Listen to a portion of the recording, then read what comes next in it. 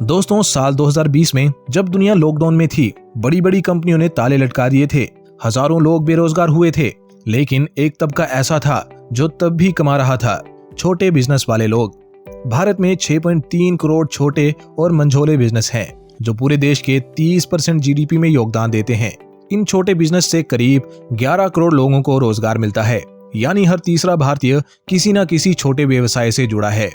अब सोचिए, अगर आप भी ऐसा कोई बिजनेस शुरू करें जो रिसेशन में भी ना रुके, कंपटीशन से भी ना डरे और हर हाल में मुनाफा दे, तो कैसा होगा। हर घर में एक सपना होता है, नौकरी के अलावा कुछ अपना करने का, लेकिन डर यही होता है कि क्या चलेगा और क्या नहीं। इसलिए आज हम लाए हैं ऐसे 4 छोटे बिजनेस आइडियाज जो सिर्फ चलेंगे ही नहीं बल्कि कभी बंद नहीं होंगे। ये एवरग्रीन हैं, रिसेशन प्रूफ हैं और शुरू करने में आसान हैं, क्योंकि कुछ जरूरतें कभी नहीं बदलती और जहां जरूरत है वहां बिजनेस है। तो चलिए बिना देरी किए आगे की वीडियो स्टार्ट करते हैं और आज के हमारे पहले स्मॉल बिजनेस आइडिया के बारे में जानना शुरू करते हैं। Business idea number 1, tiffin service / home food delivery. दूसरे शहरों में रहने वाले वो लाखों लोग जो माँ के हाथ का खाना मिस करते हैं, जो ऑफिस से थक कर घर लौटते हैं, एक गर्म रोटी की उम्मीद करते हैं। उनके लिए एक टिफिन सिर्फ खाना नहीं होता, वो एक एहसास होता है। घर जैसा खाना दूर शहर में घर जैसा सुकून देता है। भारत में लगभग 4 करोड़ से ज्यादा लोग ऐसे हैं जो छोटे बड़े शहरों में पढ़ाई, नौकरी या काम के लिए रहते हैं और हर दिन उन्हें बाहर खाना पड़ता है। टिफिन और होम कुक्ड फूड इंडस्ट्री की वैल्यू आज 6000 करोड़ रुपए के पार जा चुकी है और इसकी ग्रोथ रेट हर साल 10% से ऊपर है। 2023 की एक रिपोर्ट के मुताबिक सिर्फ मुंबई में ही हर दिन 2 लाख से ज्यादा टिफिन डिलीवर किए जाते हैं, जिनमें से 70% डिलीवरी लोकल महिलाओं द्वारा बनाई गई टिफिन सर्विस से होती है। जयपुर की अनीता शर्मा एक गृहिणी थी। जब उनके बेटे की जॉब दिल्ली में लगी, वो हर बार कहता, माँ यहाँ कोई अच्छा खाना नहीं मिलता। अनीता ने सोचा, क्या मैं अपने शहर में उन लोगों तक घर जैसा खाना नहीं पहुंचा सकती। आज अनीता's किचन नाम से वो रोजाना 70+ टिफिन डिलीवर करती हैं। सादा दाल चावल रोटी सब्जी, वो सब जो पेट को नहीं आत्मा को भी सुकून देता है। महीने की कमाई 80,000 से ऊपर है और अब उनके साथ 2 महिलाएं और जुड़ चुकी हैं। अनीता कहती हैं, मैंने सिर्फ रोटी बनाई थी, लेकिन बदले में दुआएं मिली। अब दोस्तों जानते हैं कैसे शुरू करें टिफिन सर्विस का बिजनेस। शुरुआत घर से करें। किचन, 2 गैस स्टोव, कुछ स्टील डब्बे और एक साफ सुथरा माहौल काफी है। शुरुआत 5 से 10 टिफिन से करें, परिवार, दोस्त या कॉलेज या ऑफिस में काम करने वाले लोगों से। टिफिन का मेन्यू सादा लेकिन स्वादिष्ट रखें। दाल, सब्जी, चावल, रोटी, अचार या सलाद। 80 रुपए से 120 रुपए प्रति टिफिन चार्ज करें। अब जानते हैं डिलीवरी का तरीका। अगर खुद डिलीवरी कर सकते हैं तो अच्छा है, वरना स्विगी जेनी / डंजो या फिर लोकल डिलीवरी बॉय को जोड़ो। हाइजीन और होम स्टाइल यूएसपी बनाएं। नो ऑयल नो मसाला ओवरलोड हेल्थ कॉन्शियस लोगों के लिए बड़ी अपील है। पैकिंग नीट और इको फ्रेंडली रखें। एक और तरीका भी आप अपना सकते हैं, आप नीश ग्राहकों को टारगेट करें। जिम गोअर्स / डाइट कॉन्शियस लोगों के लिए वेट लॉस मील्स या फिर हाई प्रोटीन टिफिन बनाएं। हॉस्टल और वर्किंग वुमेन के लिए सादा, अफोर्डेबल और टाइम पर पहुंचने वाला टिफिन बनाएं। सीनियर सिटीजन्स के लिए कम मिर्च मसाले वाला हल्का भोजन बनाएं और फेस्टिव डेज पर स्पेशल थाली बनाएं या वीकेंड को कुछ स्पेशल बनाएं। इससे आपका नाम मार्केट में ज्यादा तेजी से बनेगा। दोस्तों, हर शहर में हजारों ऐसे लोग हैं जो सिर्फ एक बात कहते हैं, काश कोई घर जैसा खाना दे देता। और अगर आप वो जरूरत पूरा कर सकते हैं तो आपका बिजनेस सिर्फ चल नहीं सकता, उड़ सकता है। टिफिन सिर्फ खाना नहीं, भरोसा होता है और भरोसे का बिजनेस कभी बंद नहीं होता। वीडियो में आगे बढ़ने से पहले दोस्तों वीडियो को लाइक कर दो, ताकि मुझे सिग्नल मिले कि आपको वीडियो पसंद आई है। और एंड तक देखने पर वीडियो अगर काम की लगे तो चैनल को सब्सक्राइब भी कर देना। अब बढ़ते हैं अपने अगले स्मॉल बिजनेस आइडिया की तरफ, जो है नंबर 2, दूध और डेयरी प्रोडक्ट्स का बिजनेस। सुबह की पहली किरण के साथ जब चूल्हे पर चाय चढ़ती है तो उसमें सिर्फ पानी और पत्ती नहीं होती, उसमें एक पूरा सिस्टम होता है दूध का। ये सिर्फ एक लिक्विड नहीं, भारत की अर्थव्यवस्था की रीढ़ है। भारत हर साल करीब 22 करोड़ टन दूध का उत्पादन करता है और ये दुनिया के किसी भी देश से ज्यादा है। दूध की इंडस्ट्री का साइज 2024 में लगभग 13 लाख करोड़ था और हर साल इसमें 6 से 7% की ग्रोथ हो रही है। मतलब आने वाले 10 सालों में ये इंडस्ट्री दोगुनी हो सकती है। भारत के हर 5 में से 4 घरों में रोज दूध की खपत होती है, चाहे वो शुद्ध दूध हो, दही, पनीर, घी या छाछ। अब सोचिए, क्या कभी ऐसा होगा कि लोग दूध पीना छोड़ दें? क्या कभी दही, पनीर या घी की मांग खत्म हो जाएगी? जवाब है नहीं। इसी में छुपा है ये बिजनेस का असली पावर। उत्तर प्रदेश के बाराबंकी जिले की सरिता देवी की कहानी सुनिए। कभी उनके पास सिर्फ 2 गायें थीं। पति मजदूरी करते थे, घर का खर्च नहीं चलता था। उन्होंने खुद दूध निकालकर मोहल्ले में बेचना शुरू किया। धीरे धीरे ग्राहकों का भरोसा बढ़ा। अब उनके पास 15 गायें, 3 हेल्पर और एक छोटी सी वैन है जिसमें वो रोज 80 लीटर दूध की सप्लाई करती हैं। और आज उनकी महीने की कमाई है 70,000 रुपए से ज्यादा।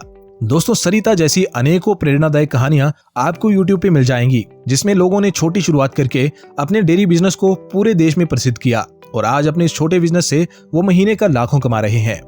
अब बात करते हैं कि आप इसे स्टार्ट कैसे कर सकते हैं। ऑप्शन नंबर 1 है खुद पशु पालें। एक गाय या भैंस से भी शुरुआत हो सकती है। ऑप्शन नंबर 2 है लोकल सप्लायर से दूध खरीदें और घर घर डिलीवरी करें। ऑप्शन नंबर 3 है डेयरी प्रोडक्ट्स में वैल्यू एडिशन करें, जैसे देसी घी बनाकर बेचना, ये 500 से 1000 प्रति लीटर बिकता है। घर का बना पनीर बेचना, ये 300 से 400 रुपए प्रति किलो बिकता है। फ्लेवर्ड मिल्क या कुल्हड़ लस्सी की शॉप खोलना। इस बिजनेस में छोटी शुरुआत भी की जा सकती है। 5,000 से 15,000 में इसको शुरू करना संभव है। अगर खुद दूध निकालते हैं तो एक गाय से 300 से 400 प्रतिदिन की आमदनी हो सकती है। अब बात करते हैं कि why this business is evergreen. दूध और उसके प्रोडक्ट्स की डिमांड रोजाना होती है। कोई सीजनल मार्केटिंग नहीं चाहिए। लोग लोकल सप्लायर से ताजा दूध लेना ज्यादा पसंद करते हैं बजाय पैक्ड मिल्क के। यानी बात साफ है, रिसेशन आए या कोई और समस्या, ये बिजनेस हर हाल में चलेगा। दोस्तों, अगर आपके पास लाखों की पूंजी नहीं है लेकिन आपके पास भरोसा है, मेहनत करने का जज्बा है, तो ये बिजनेस कम इन्वेस्टमेंट के साथ शुरू हो जाएगा और आपको रोज कमाई भी देगा और समाज में इज्जत भी।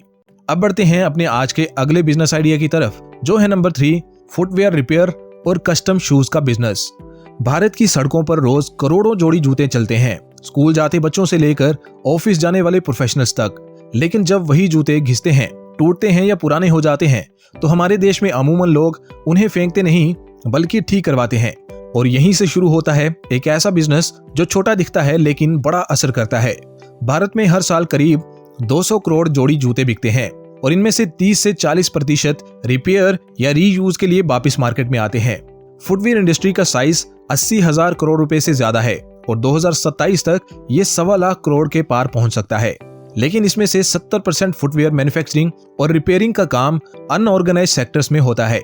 यानी छोटे मोटे लोकल दुकानदार, मोची और कारीगर ही सारा मार्केट संभाल के बैठे हैं। दिल्ली के लक्ष्मी नगर में रहने वाला रवि कभी फुटपाथ पर बैठकर जूते सिलता था। दिन भर की कमाई 150 रुपए से ज्यादा नहीं होती थी, लेकिन उसने YouTube से सीखकर कस्टम शूज बनाना शुरू किया। स्टाइलिश लेदर सैंडल, रीडिजाइन किए हुए स्नीकर्स और कस्टमर स्लीपर्स। आज उसका Instagram page shoe doctor India पर 12,000 फॉलोअर्स हैं और हर महीने 40,000 से 60,000 रुपए तक की कमाई वो कर रहा है। कभी जो काम समाज की नजरों में छोटा था, आज वही उसके लिए स्टाइल और स्टेटस बन गया है। अब बात करते हैं कि कैसे शुरू करें ये बिजनेस। नंबर 1, सीखना आसान है। 2 से 4 हफ्ते का कोर्स या लोकल कारीगर से ट्रेनिंग लेकर रिपेयरिंग सीखी जा सकती है। YouTube पर ढेरों वीडियो मौजूद हैं कस्टमाइजेशन और क्लीनिंग ट्यूटोरियल्स की। नंबर 2, शुरुआती खर्चा। 5,000 से 10,000 में टूल्स, गोंद, सिलाई मशीन, ब्रश, पॉलिशिंग किट आ जाते हैं। छोटी सी दुकान या ठेला शुरू किया जा सकता है या फिर आप कारीगर भी रख सकते हैं। नंबर 3, एक्सपेंशन के मौके। Footwear cleaning service. आजकल लोग अपने महंगे जूतों को वॉश करवाना पसंद करते हैं। कस्टम डिजाइन ऑर्डर्स, खास मौके पर शादी के जूते, पार्टीवेयर सैंडल्स आदि। लोकल कॉलेज या इंस्टाग्राम के जरिए स्टाइलिश कस्टम शूज बेचिए। आज की जनरेशन इको फ्रेंडली और सस्टेनेबल चीजों को अपनाना चाहती है। पुरानी चीजों को नया रूप देना अब फैशन बन गया है। रिपेयरिंग सिर्फ जरूरत नहीं, अभी एक ट्रेंड है। दोस्तों, रवि जैसे लोग हमें ये सिखाते हैं कि बिजनेस बड़ा या छोटा नहीं होता, सोच बड़ी होनी चाहिए। अब दोस्तों, आज के आखिरी स्मॉल बिजनेस आइडिया की तरफ बढ़ते हैं। ये आइडिया घर की 4 दीवारी के अंदर से ही आपको जेब भरने का मौका देता है और इसीलिए ये मुझे सबसे दमदार बिजनेस आइडिया लगता है। स्मॉल बिजनेस आइडिया नंबर 4, कपड़े सिलाई और अल्ट्रेशन का बिजनेस। बचपन में माँ पुराने कपड़े काटकर नया फ्रॉक बना देती थी और दादी की मशीन से निकले कपड़े सबसे अलग दिखते थे। तब हम नहीं जानते थे कि वो हुनर नहीं, एक बिजनेस आइडिया था जो आज भी जिंदा है और कल भी रहेगा। फैशन बदलता है लेकिन सिलाई कभी आउट ऑफ फैशन नहीं होती, क्योंकि कपड़े सब पहनते हैं लेकिन परफेक्ट फिट सबको चाहिए। भारत में हर साल 6 लाख करोड़ से ज्यादा की कपड़ा और गारमेंट इंडस्ट्री का व्यापार होता है। लेकिन क्या आप जानते हैं, इस इंडस्ट्री में करीब 80% हिस्सा अनऑर्गेनाइज्ड टेलरिंग और लोकल अल्ट्रेशन सर्विसेज का है। शहरों में हर महीने लाखों कपड़े अल्ट्रेशन के लिए दिए जाते हैं, क्योंकि ऑनलाइन खरीदे कपड़े अक्सर फिट नहीं आते और यही गैप एक लोकल टेलर के लिए गोल्ड माइन है।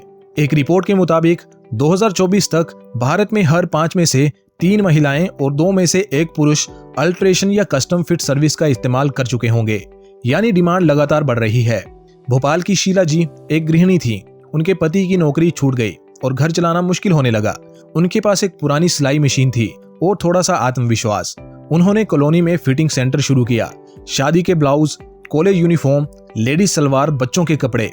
धीरे धीरे उन्होंने इंस्टाग्राम पर अपना पेज बनाया, परफेक्ट फिट बाय शीला, और लोगों से ऑनलाइन ऑर्डर लेने लगी। आज वो महीने के 40 से 60 हजार कमा रही हैं और 3 महिलाओं को ट्रेनिंग भी दे रही हैं। वो कहती हैं, मैं सिर्फ कपड़े नहीं सिलती, लोगों का आत्मविश्वास जोड़ती हूँ। अब जानते हैं कैसे शुरू करें सिलाई और ऑल्ट्रेशन का बिजनेस। नंबर 1, कम लागत से शुरू करें। 6000 से 10,000 में एक अच्छी सिलाई मशीन आ जाती है। जरूरी टूल्स हैं कैंची, मापक, धागे, चौक और प्रेस। घर के कमरे से या बालकनी से भी ये काम शुरू हो सकता है। ऑल्ट्रेशन की डिमांड सबसे ज्यादा है। पैंट छोटा करना, कुर्ता टाइट करना, ब्लाउज की फिटिंग। ऑनलाइन खरीदे कपड़ों को सही करवाने की हैवी डिमांड है। Number 3, special services. Pre wedding fittings, bride और ग्रूम दोनों के लिए। Uniform tailoring, school, college, hospital के लिए। किड्स वेयर कस्टमाइजेशन, छोटे बच्चों के लिए सॉफ्ट और आरामदायक फिट्स। नंबर 4 है ब्रांडिंग करें। Custom fit specialist, your local tailor, online pickup and drop, ये कीवर्ड्स का इस्तेमाल करें। व्हाट्सएप बिजनेस और इंस्टाग्राम से लोकल ऑडियंस तक पहुंचें। आज की नई जनरेशन सस्टेनेबिलिटी चाहती है। पुराने कपड़े बदलना, रीयूज करना, रीपर्पज करना एक नया फैशन है। अल्ट्रेशन और कस्टम स्टिचिंग अब सिर्फ मजबूरी नहीं, एक ट्रेंड बन चुका है। हर कपड़े की एक कहानी होती है और उस कहानी को शेप देने वाला टेलर होता है। सिलाई का काम छोटा नहीं है, ये वो कला है जो आपकी पहचान बना सकती है। एक सुई और एक धागा अगर सही हाथों में हो तो किसी की जिंदगी बदल सकता है, और ऐसा हुनर कभी बेरोजगार नहीं होता। दोस्तों, छोटे बिजनेस सिर्फ कमाई का जरिया नहीं होते, ये सपनों की पहली सीढ़ी होते हैं। ये वो बीज हैं जो सही मेहनत और लगन से एक दिन बरगद का पेड़ बन सकते हैं। दोस्तों, अगर आपको ये वीडियो पसंद आया हो तो एक लाइक जरूर करें और नीचे कमेंट करके बताएं इन 4 में से कौन सा बिजनेस आप करना चाहेंगे।